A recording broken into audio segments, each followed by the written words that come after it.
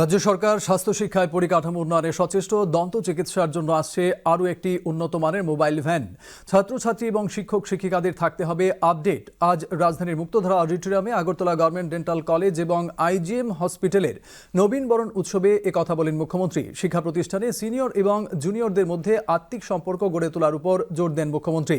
অনুষ্ঠানে উপস্থিত ছিলেন স্বাস্থ্য দপ্তরের সচিব কিরণ গিত্তে, অধিকর্তা দেবাশিস দেববর্মা, মেডিকেল এডুকেশন অধিকর্তা হরপ্রসাদ শর্মা, ডেন্টাল কলেজের প্রিন্সিপাল প্রফেসর ডাক্তার শালু রায় প্রমুখ।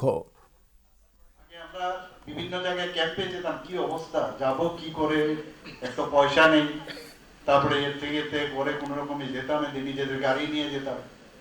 তো এখন এত সুবিধা হয়ে গেল, you can treat the patient inside the car.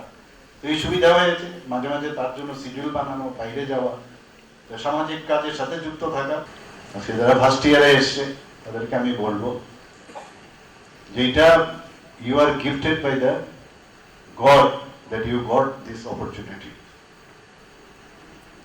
to do this BDS course.